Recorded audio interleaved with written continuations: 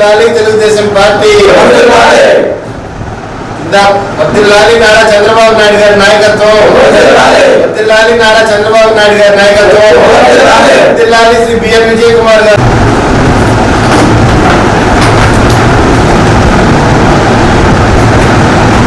ఈరోజు ముఖ్య ఉద్దేశం ఎస్సీ వర్గీకరణకు అనుకూలంగా క్యాబినెట్ ఆమోదం తెలిపింది. ఇది మాదిగలకే కాకుండా ఎస్సీ కులాలలో ఉన్నటువంటి అన్ని కులాల వారికి కూడా ఇది సంతోషకరమైన విషయం.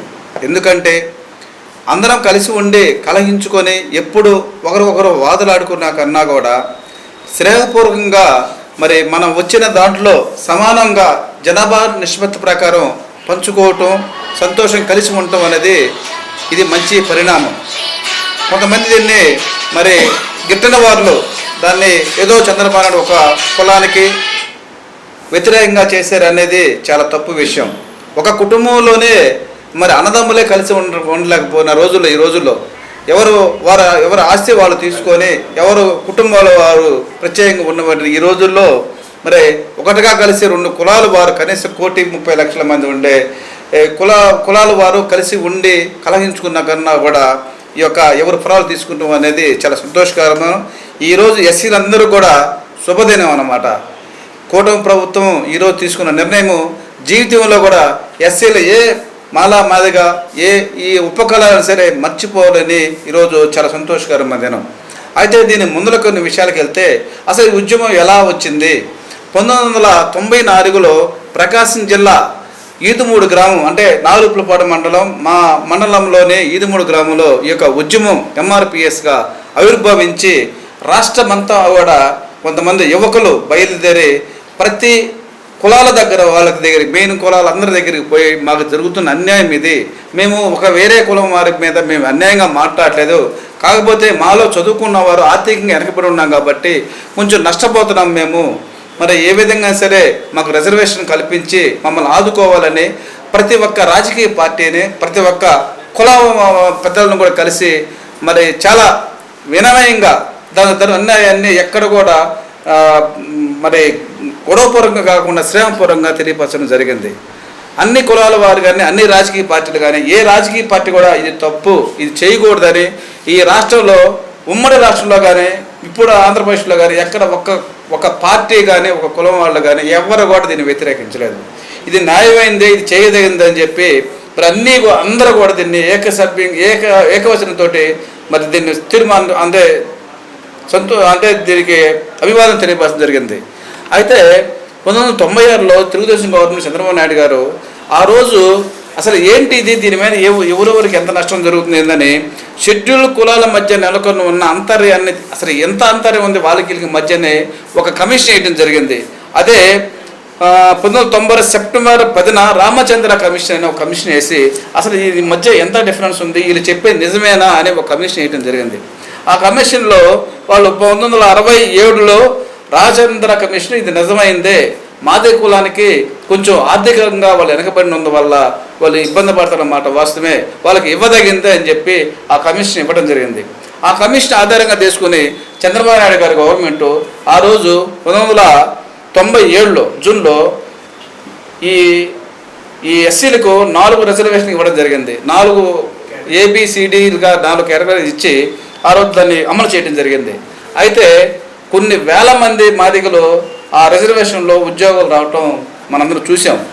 జాతి నివ్వెరపోయింది. ఇంతమందికి ఒక ఏడాదిలో ఇంతమందికి మాదిగలకి వెనకబడిన వాళ్ళకి ఉద్యోగాలు రావడం నివ్వెరపోయారు ఆంధ్రప్రదేశ్ ప్రజలు. చాలా మాదిగలు కూడా చాలా సంతోషపడ్డారు కూడా. 22,000 ఉద్యోగాలు వచ్చినాయి. ఆ తర్వాత సోదరులు దీన్ని వ్యతిరేకిస్తూ హైకోర్టుకి వెళ్ళడం జరిగింది. హైకోర్టుకు పోయిన తర్వాత హైకోర్టు ఇది కరెక్ట్గా లేదు అని చెప్పి ఇది సెంట్రల్ గవర్నమెంట్ స్థాయిలో ఉంది, ఇక్కడ కాదని చెప్పి దాన్ని నిలుపుదల చేసి స్టే ఇవ్వటం జరిగింది.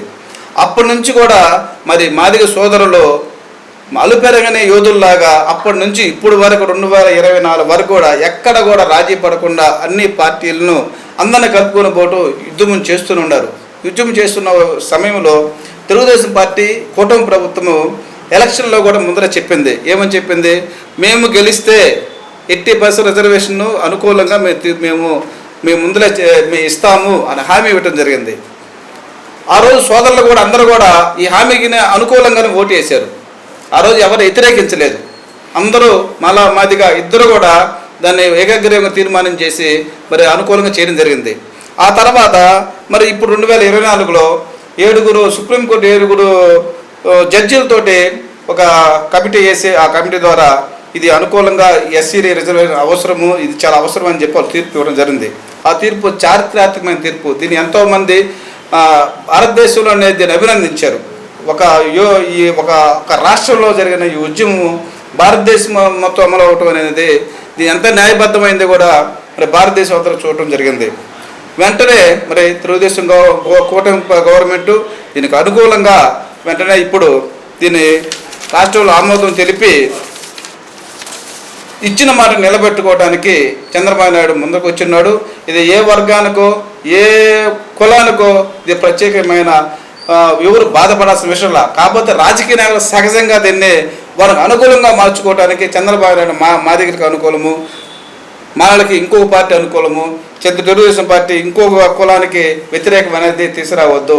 ఇది అందరూ కూడా 2 కులాల వారికి చాలా మంచి పరిణామం. ఇది ఇంకా అవసరమైతే ఇచ్చిన 15% రిజర్వేషన్ని ఇంకొక 1% 2% పెంచుకోవడానికి మనం కలిసి పనిచేద్దాం. కానీ దీని దగ్గర అంతర్యాలు సృష్టించి ఒకరి మీద విభేదాలు సృష్టించి మళ్ళీ ఉన్న ఐకమత్యాన్ని చెడగొట్టవద్దని ఇద్దరు కూడా మంచి విషయం. కాబట్టి అందరూ కూడా మరి ప్రతి పల్లెల్లోనే ఎస్సీ కాలనీలో దీన్ని అనుసరించి తెలుగుదేశం పార్టీ తీసుకున్న ఉమ్మడి పార్టీ తీసుకున్నటువంటి ఈ యొక్క నిర్ణయాన్ని హర్షించి వాళ్ళకి ఇంకా ఆంధ్రప్రదేశ్ డెవలప్మెంట్కి మనం కూడా చేదోడు బాగా నిలబడాలని తెలుగుదేశం పార్టీ మండల పార్టీ అధ్యక్షుడిగా మీ అందరికీ సైన్యం తెలియపరుచుకుంటూ కూటమి ప్రభుత్వానికి నా జిందాబాద్ తెలియపరుచుకుంటారు. తెలుగుదేశం నాయకత్వం, తెలుగుదేశం పార్టీ చంద్రబాబు నాయకత్వం, చంద్రబాబు నాయకత్వం, BJP party, Janasena party. Cabinet ఆమోదించడానికి ఎస్సీలోని అసమానతలను తొలగించడానికి మా ఎమ్మెల్యే గారు చేసిన కృషిని అభినందిస్తున్నాను. మా ఎమ్మెల్యే గారు విజయ్ కుమార్ గారికి ఎస్సీల తరపున ప్రత్యేకమైన ధన్యవాదాలు తెలియపరుస్తున్నాను. ఈరోజు కూటమి ప్రభుత్వం తీసుకున్న ఈ ఎస్సీ వర్గీకరణ ముసాయిదా ఆర్డినెన్స్ ఆమోదించడం అనేది చాలా హర్షించదగ్గ విషయము. ఏది ఏమైనప్పటికీ చంద్రబాబు నాయుడు గారు ఎన్నికల్లో ఇచ్చిన వాగ్దానాల మేరకు ఈ ఎస్సీ కులాలు మరియు ఉపకులాలకి న్యాయం చేస్తానని చెప్పారు.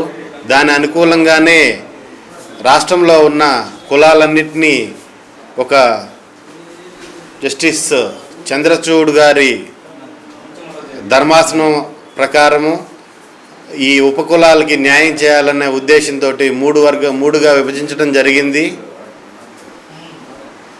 వీటికి రోస్టర్ విధానాన్ని అమలు చేస్తామని చెప్పారు. ఏదేమైనప్పటికీ ఈ కూటమి ప్రభుత్వం తీసుకున్న నిర్ణయానికి సంతోషిస్తూ ఈ కార్యక్రమానికి సెలవు తీసుకుంటాం. ఈరోజు ఎస్సీ వర్గీకరణ ఆర్డినెన్స్ జారీ చేయడం జరిగింది.